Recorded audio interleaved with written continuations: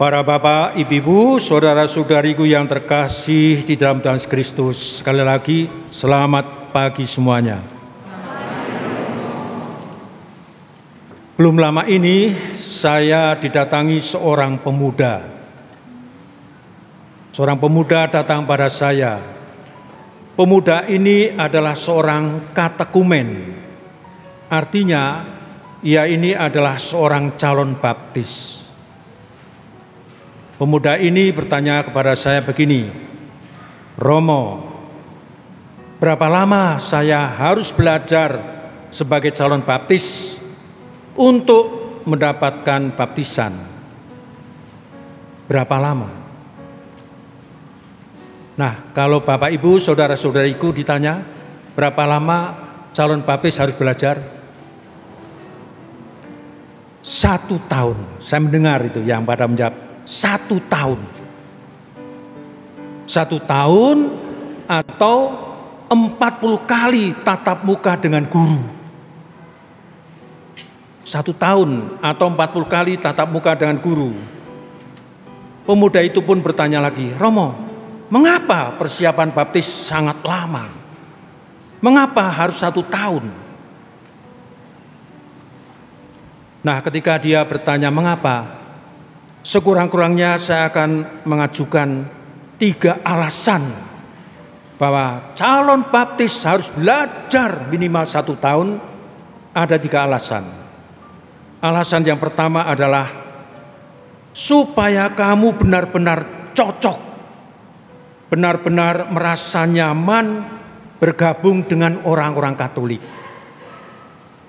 Coba rasakan dulu. Kamu bergabung aja. Kalau selama bergabung itu kamu merasa oke, jalan. Tapi kalau nggak oke, mundurlah. Gabung dulu. Dirasa-rasakan begitu. Nyaman, enakkah bergabung ke dalam Katolik itu?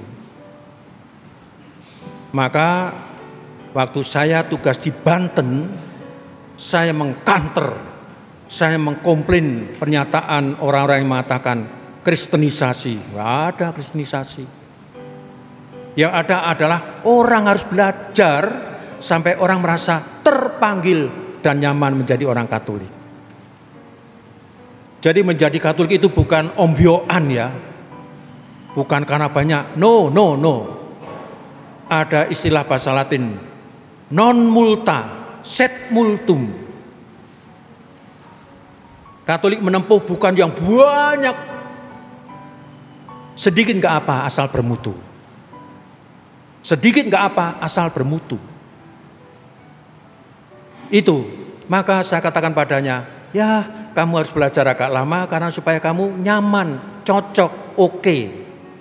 Kalaupun gak oke kamu boleh mundur kok. Lalu alasannya kedua adalah supaya kamu benar-benar melihat bahwa orang-orang Katolik itu baik. Lihatlah bahwa guru agamamu baik. Bahwa orang-orang yang datang gereja itu baik. Bahwa tetangga-tanggamu yang Katolik itu baik. Belajarlah pada mereka. Sekurang-kurangnya lihatlah apa yang kamu temui. Apa yang dikerjakan orang-orang Katolik. Kalau kamu melihat orang Katolik yang tidak baik, jangan ikuti. Jangan ikuti. Tapi kalau kamu melihat orang Katolik yang baik, itu yang kamu ikuti selama kamu menjadi calon baptis. Lihatlah bahwa ternyata orang Katolik itu baik. Kalau kamu menemukan orang Katolik yang tidak baik saja, jangan ikut. Mundurlah. Mundur. Lalu yang ketiga, ini yang terpenting. Yang terpenting adalah kamu harus belajar setahun supaya kamu sungguh-sungguh sampai kepada keimanan. Sungguh-sungguh sampai kepada kepercayaan bahwa kamu akhirnya percaya Yesus itu Tuhan. Kalau kamu belum sampai percaya bahwa Yesus Tuhan, kamu tidak layak untuk dibaptis. Jadi memang perlu persiapan lama. Kamu sungguh-sungguh percaya bahwa Yesus itu Tuhan, Yesus itu Mesias, Yesus itu satu-satunya jalan untuk sampai kepada hidup abadi, hidup yang kekal. Dan percayalah, dengan engkau ikut terus pelajaran itu, Yesus ada dalam Bapa, Bapa dalam Yesus, dan itu pokok kepercayaan orang Katolik. Bagaimana? Jelas? Jelas mau, tapi kok setahun mau? Boleh enggak? Didiskon Romo. Ada diskonan enggak? Bisa jadi ada diskon. Karena apa? Kamu masih ada kewajiban lain. Selain bertatap muka dengan gurumu, setahun atau 40 kali tatap muka, kamu harus rajin ke gereja. Dan kamu akan kuberi buku kecil ini. Ya hendaknya buku kecil ini kamu isi dengan ringkasan khotbah Romo-Romo. Waduh, harus meringkas khotbahnya Romo. Iya, ya, itu penting. Karena Romo dalam khotbahnya sambil mengajar kamu tentang keyakinan orang Katolik. Kalau sudah nulis bagaimana Romo? Kamu harus tanda tangan kepada Romo yang misa. Kalau catatanmu itu beda dengan khotbahnya Romo, kamu akan ditangkap dan dibawa ke polisi. Karena kamu bohong. Tapi kalau khotbahmu itu, ringkasan khotbahmu itu bagus, pasti Romo bilang, bagus. Kamu yang rajin ya, rajin. Supaya cepat dibaptis. Cepat dibaptis. Dan percayalah, Romo-Romo kita, Bapak Uskup kita itu baik sekali. Saya pernah menemukan seorang dari Bogor Timur, punya buku kecil itu, rajin sekali. Dia menulis ringkasan khotbah Romo. Dan di sana ada tanda tangannya Bapak Uskup, Romo Vikjen, ada Romo Paroki, Romo Vikaris Paroki, lengkap sekali. Saya acungin jempol orang Bogor Timur itu, keren. Kamu rajin misa dan kamu rajin meringkas khotbah Romo. Dan ternyata kamu mengenali Romomu, mengenali Romo. Dan selain membuat ringkasan khotbah Romo, saya juga anjurkan, kamu juga harus berbaur ke tengah umat. Jadi kalau di sana ada orang Katolik, kenalkan dirimu bahwa kami ini calon baptis. Mohon untuk ditemani, mohon dibimbing agar cepat baptis. Kapan Romo kami berbaur? Ya kalau ada rosario, kalau ada APP, kalau ada orang yang meninggal, kamu berbaur. Nah itulah pembekalan untuk calon baptis, sehingga 1 tahun itu adalah pembelajaran yang penuh, pembelajaran yang berbobot, pembelajaran menjadi Katolik yang keren. Amin.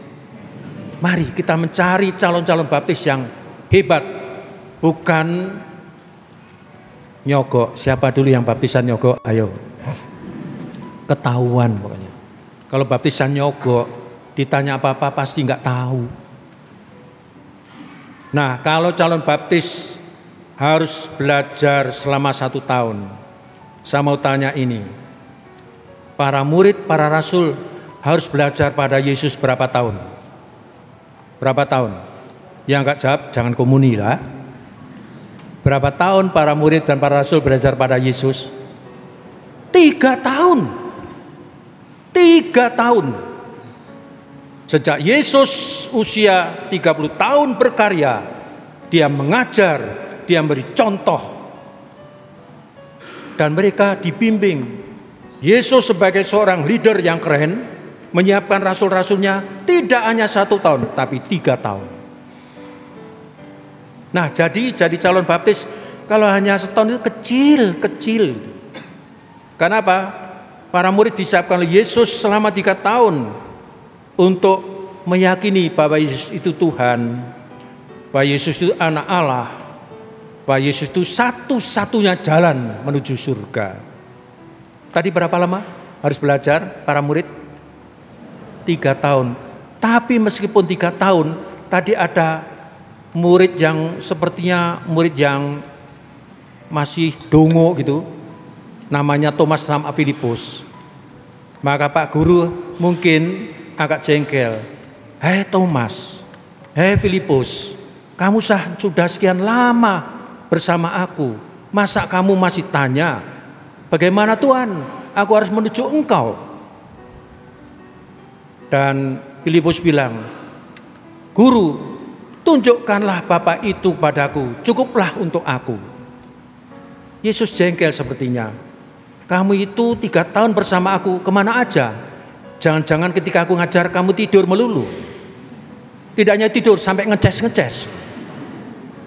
Sudah ngeces disedot lagi. Ya, Yesus sepertinya agak jengkel. Dan Yesus mengatakan, kalau kamu masih ragu tentang aku, sekurang-kurangnya lihatlah apa yang aku kerjakan. Nah, saya tanya, apa yang dikerjakan Yesus? Apa yang dikerjakan Yesus? Ini yang dikerjakan Yesus. Ia memberi makan kepada yang lapar. Ia memberi minum kepada yang haus. Ia mendatangi orang yang tersisihkan. Ia menyembuhkan yang sakit dan membangkitkan yang mati. Dan kalau engkau percaya itu, itulah aku dalam Bapa, Bapa dalam aku. Ya, jadi di sini terkait dengan pembelajaran entah 1 tahun, entah 3 tahun, fokusnya adalah apakah kamu sampai kepada kepercayaan, sampai kepada iman bahwa Yesus adalah Tuhan, bahwa Yesus adalah satu-satunya jalan. Para bapak, ibu-ibu, berbicara tentang percaya atau tidak percaya, saya pernah didatangi oleh seorang ibu. Seorang ibu itu bilang pada saya begini, Mo, ternyata yang namanya percaya itu tidak mudah ya Mo. Ya namanya percaya itu tidak mudah. Loh, kok ibu ngomong gitu? Ya Romo, aku ngomong demikian karena saya ini sudah belasan tahun berumah tangga, tapi saya itu tidak percaya laki-laki yang di samping saya itu benar-benar suami saya apa tidak. Loh, kok ngomongnya begitu sih ibu, kan sudah belasan tahun. Iya, aku susah percaya Romo, susah percaya. Omongannya susah dipegang, kerjanya enggak jelas, tapi makannya 3 kali sehari Romo makan. Kerjanya enggak jelas, kapan harus kerja enggak tahu, kapan harus tidak kerja enggak tahu. Saya itu ragu, dia ini laki-laki yang benar apa bukan? Loh, saya bilang itu kan suamimu, saya bilang gitu. Dan sebaliknya, suami pun bisa berkata, Mo, di samping saya ini istri atau bukan ya? Kok malah tanya saya? Aku sulit percaya pada istri saya. Kenapa? Dia itu orangnya itu boros Mo. Boros. Dikasih duit untuk sebulan, seminggu habis Mo. Loh kok bisa begitu? Iya, sudah dikasih semua uang yang saya wajibkan untuk diberikan kepada pasangan. Dia masih tanya, Pak, ini sudah semua uangnya. Ya sudah, itu struk gajinya sudah saya kasih tunjuk. Ini membangun kepercayaan ternyata tidak seiring dengan tahun yang dilewati. Membangun kepercayaan pada Tuhan setahun sebagai calon baptis kadang belum menjamin bahwa dia percaya bahwa Yesus adalah Tuhan. Bersama Yesus 3 tahun sebagai murid, sebagai rasul, ternyata ada keraguan dalam hati Filipus dan Thomas. Belasan tahun sebagai pasangan, kadang-kadang kita masih bertanya, masih belum percaya pada pasangan. Mengakhiri renungan pagi ini, saya mengajak kita sekalian, ya saya ajakkan satu, mari kita semakin bersungguh-sungguh menjadi orang Katolik untuk semakin percaya pada Yesus. Amin. Marilah kita juga bersungguh-sungguh bagi yang berpasangan. Akrabilah, kenalilah pasanganmu baik-baik. Dia adalah anugerah Tuhan padamu. Cintai dia sepenuhnya dengan kepercayaan yang penuh. Tuhan memberkati.